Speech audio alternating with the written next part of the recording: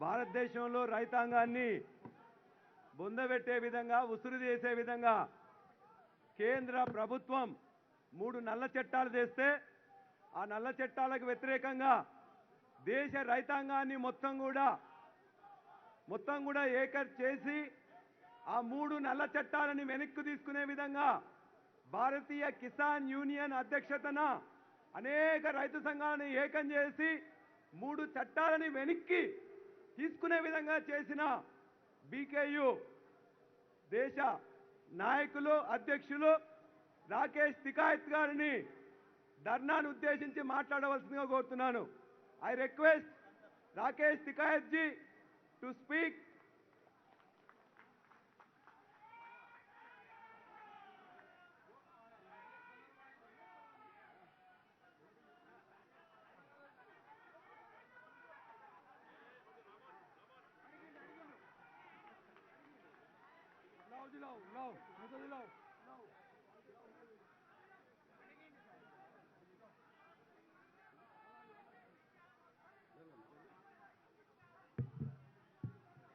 धन्यवाद आप सभी का।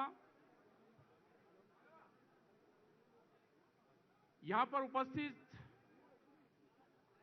केसीआर साहब, मुख्यमंत्री तेलंगाना, और समस्त जो कैबिनेट है उनका भी धन्यवाद। जो यहां पे लोग आए हैं, जो फार्मर्स आए हैं, जो किसान हैं, जो राइतू हैं, उनका धन्यवाद। जो मेरी बहनें बैठी हैं इनका धन्यवाद। पूरे पुलिस प्रशासन और जो मीडिया के लोग हैं उन सब का धन्यवाद। और सबसे बड़ा धन्यवाद आज तेलंगाना सरकार का है कि जो लड़ाई पिछले 13 महीने से हमने दिल्ली में लड़ी, आज उस लड़ाई को साक्षात होते हम देख रहे हैं कि कोई स्टेट की सरकार आज किसान के इशू पे दिल्ली में इस देश के किसान के साथ में आई। और इशू कोई और नहीं है, इशू है फसलों के दाम के सवाल पे। जो 13 महीने भारत सरकार को बात बताई कि हमारे फसलों के दाम चाहिए, हमको एमएसपी गारंटी कानून चाहिए। पूरे देश में जो 23 फसलें हैं, जो दूसरी और फसलें भी हैं, उन पे भी एमएसपी चाहिए। किसान को लाभकारी मूल्य चाहिए। लेकिन जो भारत सरकार है 13 महीने के आंदोलन में भी उसकी समझ में नहीं आई। ये कई मुख्यमंत्री अभी आए जिन्होंने किसान के इशू पे बातचीत की। छत्तीसगढ़ के मुख्यमंत्री गए तो उन्होंने सिफारिश करी कि जब आपकी भारत सरकार से बातचीत हो तो हमारी फाइल रुकी हुई है, उस फाइल की भी बात करना। तेलंगाना के मुख्यमंत्री से बात हुई कि फसलों के दाम नहीं मिल रहे, हमारे स्टेट में फसलों की खरीद नहीं होती, आप आंदोलन की शुरुआत करो।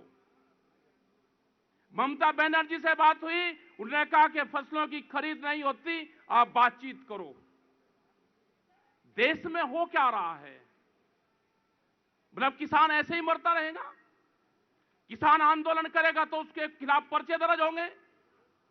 किसान अगर आंदोलन की बात करेगा तो उसको ईडी और उसके जो भी उसके समकक्ष आएंगे, कोई अधिकारी आएगा तो उसके खिलाफ पर्चे दर्ज होंगे? क्या हालात ये होंगी कि देश में अगर किसान की, मजदूर की, गांव की, आदिवासी की बात करना कोई इस देश में गुनाह हो गया? क्या इसकी कंप्लेंट कहीं यूएनओ में करें? लेकिन ये देश का किसान कमजोर नहीं है, ना था और ना है। ये देश का किसान लड़ेगा। जो उसकी लड़ाई है, जो उसके हक हुकूक है, उसके लिए लड़ेगा। फसलों के दाम चाहिए, गारंटी कानून, एमएसपी गारंटी कानून। जब एमएसपी की बात करते हैं तो कहते हैं जी एग्रीकल्चर स्टेट का सब्जेक्ट है, कि स्टेट वाले खरीद करेंगे।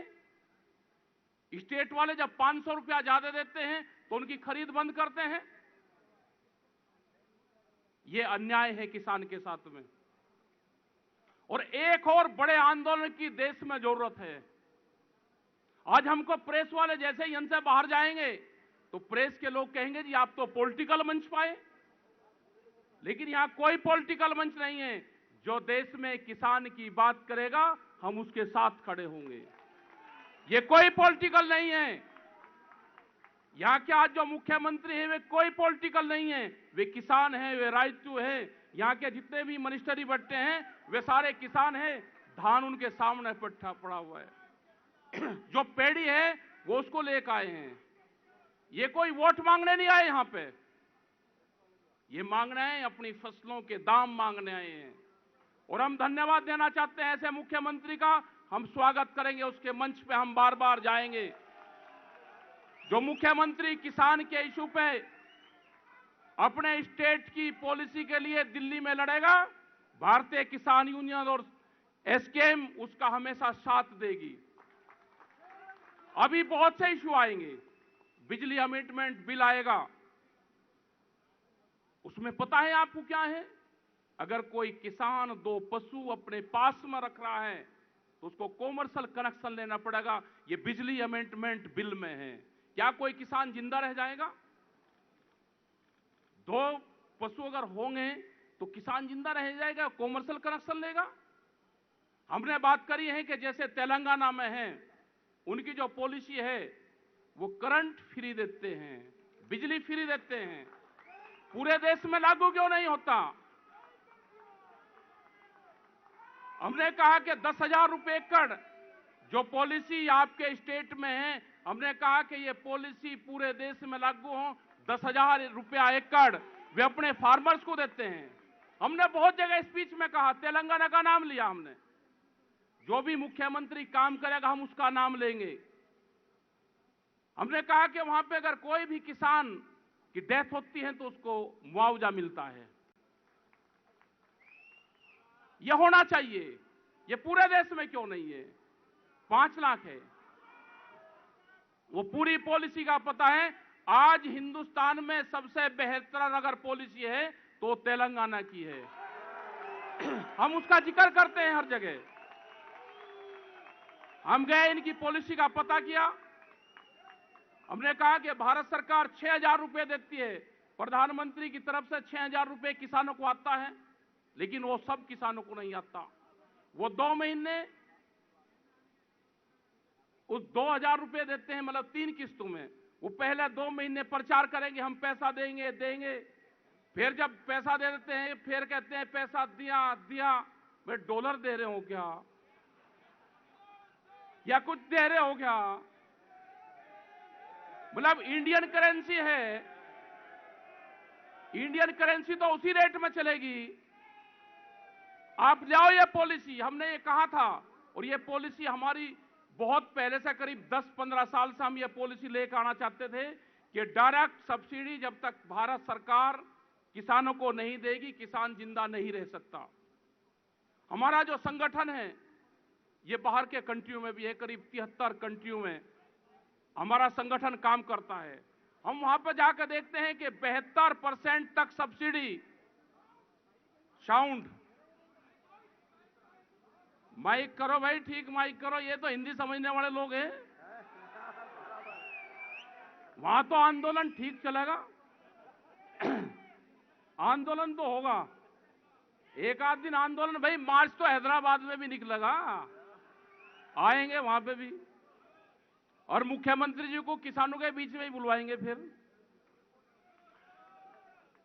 तो जो इशू है, इशू यह है कि भारत सरकार की पॉलिसी एग्रीकल्चर से अलग हो रही है। ये देश के किसानों की जमीन को बेचना चाहते हैं। आप देखोगे कि किस तरह की पॉलिसी है।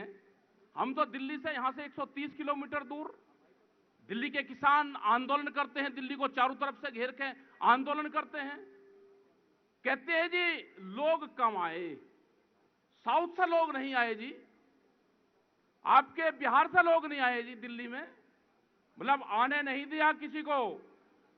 जो सरपंच होता था गांव का, उसकी जिम्मेदारी थी कि आपके गांव से अगर कोई आदमी जाएगा तो उसका नाम बताना पड़ेगा थाने में। मतलब थानेदार चौकीदारी करता था कि दिल्ली के आंदोलन में कोई जा रहे हैं क्या, यह हालात थी। लेकिन उसके बाद में भी आए और अभी हालात और खराब होंगे। आपके यहां पर तो पता नहीं, लेकिन दिल्ली एनसीआर में अभी 10 साल पुराना ट्रैक्टर बंद कर दिया, पूरा गाड़ियां बंद कर दी।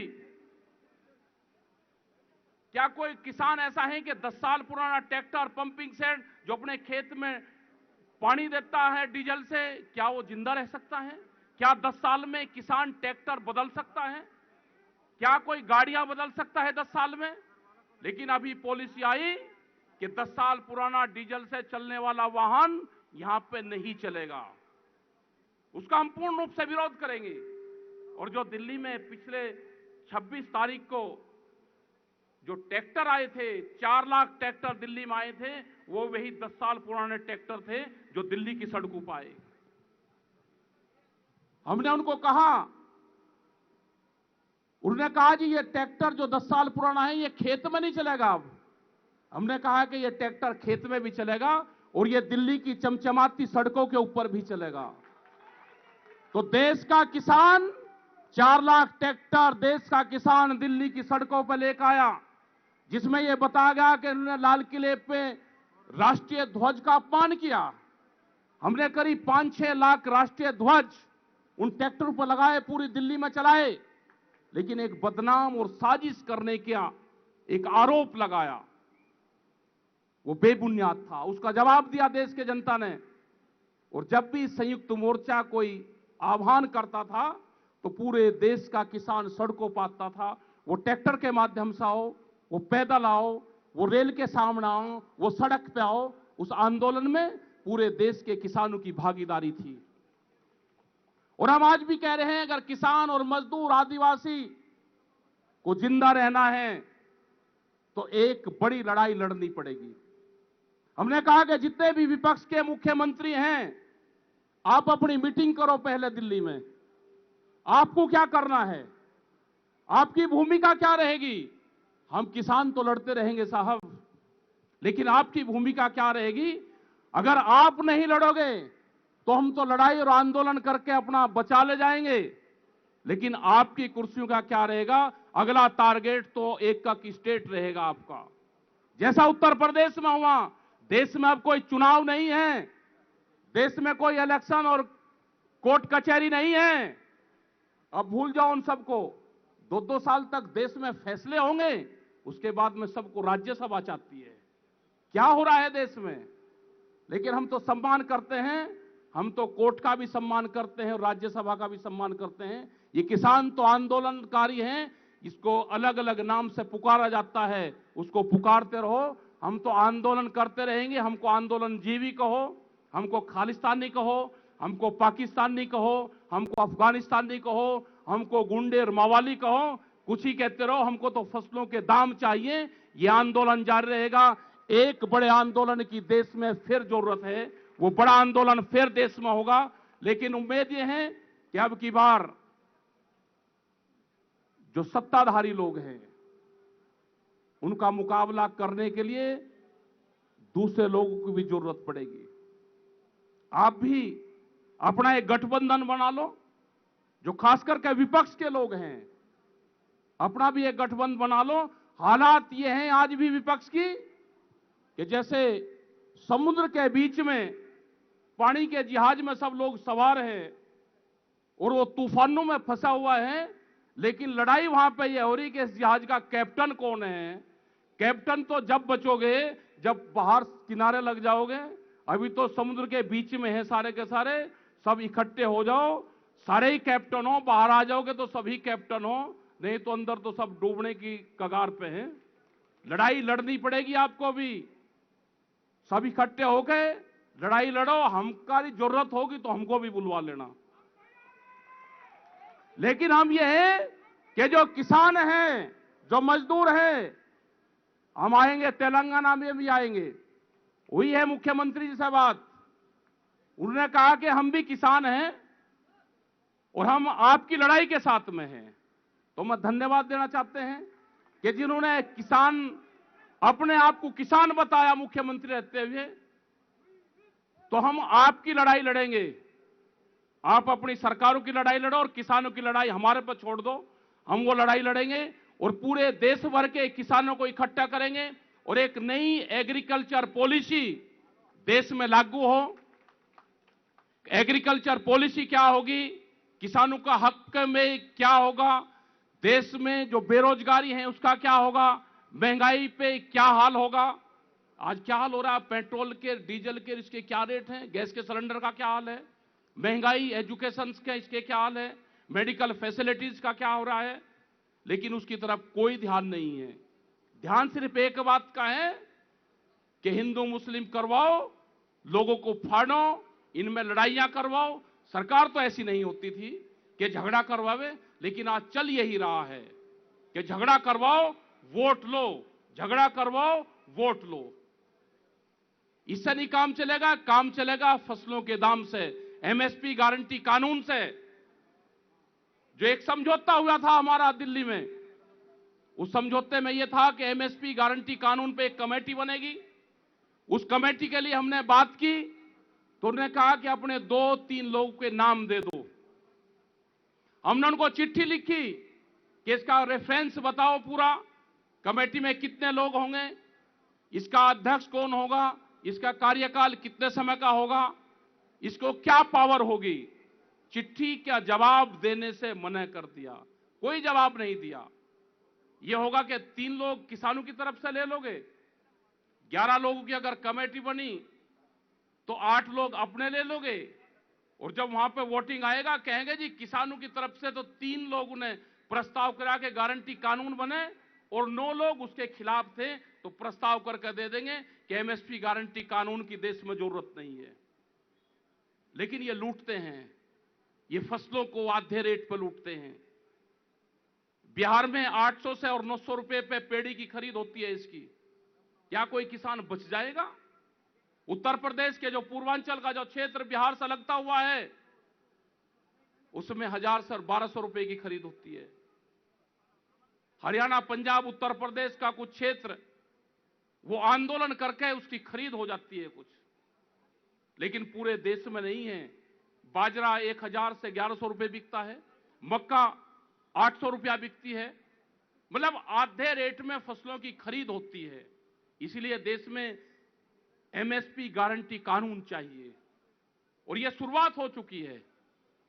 आज आपने लड़ाई में हिस्सा लिया, कल दूसरे मुख्यमंत्री आएंगे, परसों तीसरे आएंगे। एक ये किसान की आवाज बनी, आपने एसकेएम का समर्थन किया, आपने दिल्ली के आंदोलन का समर्थन किया, और आपने अपने तेलंगाना से यहां पे हजारों लोगों को बुलवा के इस आंदोलन का सपोर्ट किया, और दिल्ली के ताज को यह बताया कि हम कमजोर नहीं हैं, हम लड़ाई दिल्ली मान के भी लड़ सकते हैं और अपने तेलंगाना भी लड़ाई लड़ेंगे।